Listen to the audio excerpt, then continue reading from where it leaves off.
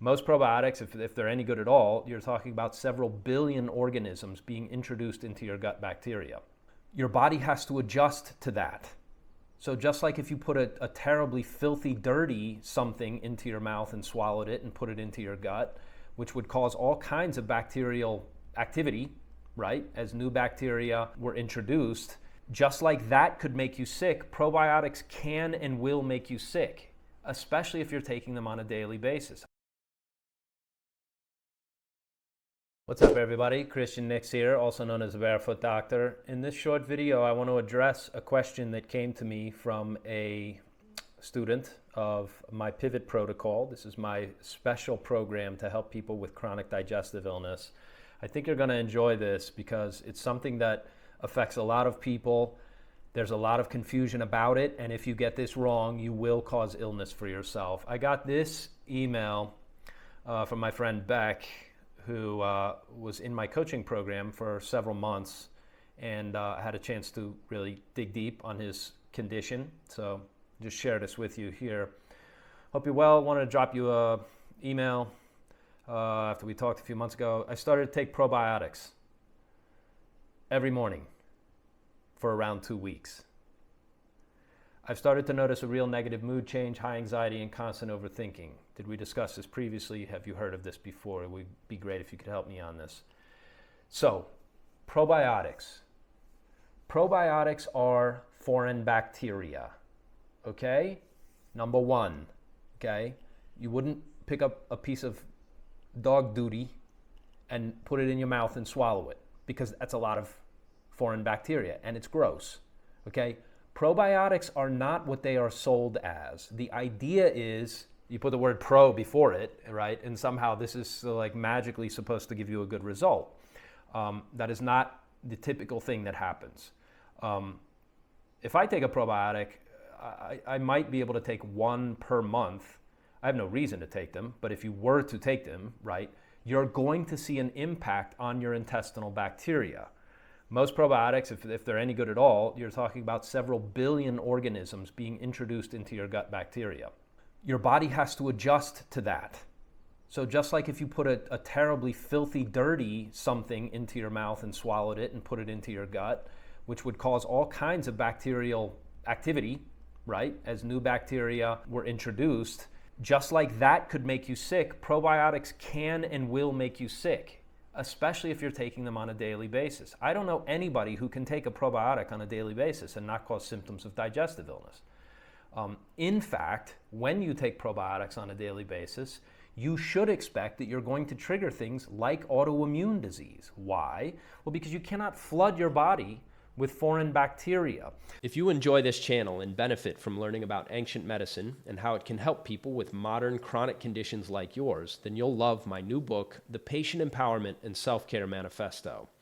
There's 112 pages of simple, easy-to-understand wisdom from ancient medicine with its elegant system of pattern diagnosis for helping regular people understand the exact root causes of hundreds of chronic conditions, the exact chronic conditions modern medicine cannot help you with. You'll also discover what steps you need to take to reclaim your sovereignty over your health and your recovery. In it, I delve deep into the 4 areas that affect your body's ability to recover from a chronic condition: diet, targeted exercises, state of mind practices, and simple remedies and treatments anyone can use, and which specific steps you need to take in what order if you want to activate and control your body's own self-healing resources. I promise you, this book is unlike anything you've ever seen or read before in the fad diet, biohacking, fad fitness, fad health and wellness, fad everything new age industries. Once you read Patient Empowerment and Self-Care, you'll never think about your health or chronic illness the same ever again. You can get a free copy of my Patient Empowerment and Self-Care Manifesto and ask me questions directly twice a month on my Ask Me Anything coaching calls when you take a trial membership to my private community, the Nix Institute for Self-Healing and Integration. The link is in the description. The way your gut bacteria works is that certain bacterium eat other bacterium. So like this strain fights against and balances out this strain so that one of them doesn't take over. And they do battle until like they come to an equilibrium, okay? And they colonize different parts of your small and large intestines. So you have to allow if there is any benefit to taking a probiotic, and I'm saying that's debatable, that's a very questionable, that is a good question to ask yourself. Like, is there any benefit to this? Or am I just causing myself problems and making myself poor? When you introduce new bacteria to your body, you have to allow that those bacteria have to even each other out, right? There's an adjustment period. The one time when it's probably okay to take probiotic is when you've had a serious course of antibiotics. If you had a major surgery, or right, you had to take antibiotics because you were in life-threatening kind of danger, and they put you on an antibiotic, and it did whatever it does, and here you are, you're still alive, hip hip hooray. Now let's get some good bacteria back into your gut. Okay. And I talk about this inside my pivot protocol, the best way to take them, the right way to take them. Do you take them before food? Do you take them after food? You have to know that if you're going to get the right kind of response. Because if you do it wrong, you will cause problems for your body. What brand of probiotic? Do you need to spend $100 on a probiotic? Are they any better than other kinds of probiotics that are freeze-dried? And all? Like, what's the correct probiotic to take? When should you take it? How should you take it? How do you know when you've had enough? What should you look for if you're having a bad reaction to probiotics? And how do you know when it's time to taper off and quit?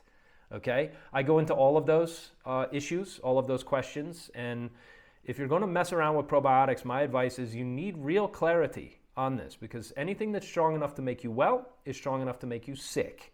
Okay? And probiotics are a very good example of something that is strong enough to make you very, very sick. And so dealing with my friend's questions here, I notice mood change. Yeah, because your gut is related to your psychology, right? What's happening in your body has an effect on your psyche, okay? Everybody understands perfectly well in modern kind of pop medicine kind of thinking, and doctors understand this too. If you think shitty thoughts, you can cause illness in your body. I mean, if I ask that as a survey, like raise your hand if you think thinking bad thoughts can cause physical illness. Everybody raises their hand. I know this because I've done it when I used to present to doctors. And my point in asking the question was, most people do not take into account that it's a two-way road, right? Your physical health of your body has an impact on your psyche.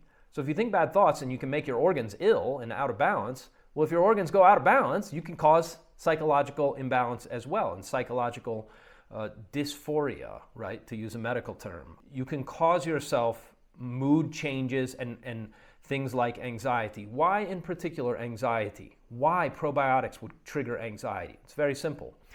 Each of your organs is related to an emotional affect, okay? The affect, the emotion that is tied to the function of your spleen is worry and anxiety.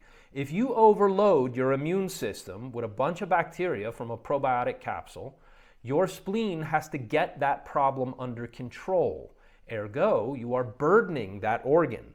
If you overwhelm the spleen with too much physical work to do at the biochemical and like molecular, biological, bacterial level, then your immune system has to work extra hard to put those bacteria under control, right? Like you think of it, it's like a immigration processing center, right? There's an influx of organisms into your body, and then the authorities, which is your immune system, have to get that population under control. And then that organ is now exhausted, it's worn out, you've placed a huge task in front of it that it has to take care of. And so what happens? Your psyche is affected by that. When the spleen is overwhelmed, you experience more worry, more anxiety, more of the kind of preoccupation. Does it mean necessarily that you have things on your mind? Possibly, right? Like, oh, I have a big performance tomorrow, or I have a term paper that's due, or the boss expects the project on Friday and it's not ready yet. Oh, wow, I'm so anxious. But even in the absence of any kind of psychological reason to have it, you will start to experience an imbalance that you experience as anxiety and preoccupation. Why? Because it's tied to the organ. If the organ is overwhelmed, you start to experience emotions like mood changes and, in his case, anxiety. That is a direct indication that the spleen is being affected and affected negatively, overwhelmed. Okay? I go into how you get your organs to recover. The spleen is a big one because it's the pivot. It's the root for your digestive fire. The liver is typically overheating in people with digestive symptoms, symptoms of digestive illness, chronic digestive illness. How to deal with dampness in your intestines, and what to do about a hot stomach where you're eating and overeating and putting too much food into your body. I go into all of this. Those 4 organs make up your pivot. If you're interested in this kind of information, the angle that I have and the way that I can teach this to you, first of all, it's very simple. I've taught it to people, to children as young as 12 and younger, quite frankly, because I teach the moms, and then they teach it to their even younger children so that they don't end up with serious digestive problems going forward. But this is a totally, totally different way to understand health and illness the way ancient people understood it. And once you learn it, it makes sense. It makes sense of your condition. One of the most common comments that I get from students is, wow, you're the first person who ever explained to me in a way that made sense to me what's happening inside my organs, inside my digestive tract. Thank you. This makes so much sense to me. And then you can go forward and design the kind of solutions that you need in order to get your health back. If all of that appeals to you, there's a link below this video in the description to check out my pivot protocol. I put together a very, very simple special report. It's only $7, 5 tips to feel better by tomorrow. Please check that out. And you can also get information on the full course as well as, and in addition to that, you could speak to me once a week on my weekly group coaching calls. I also put something together that encapsulated all of the good learning that I learned for patients. It's called my Patient Empowerment and Self-Care Training. It's part of my Nix Institute for Self-Healing and Integration. There's a link for that as well below the video. You can read more information about it. Okay, that's enough out of me. Thanks. And remember, your body knows how to heal. Your job is to control the environment that allows your body to do what it was designed to do, which is heal on its own. Thanks very much. I'll be back with more good stuff.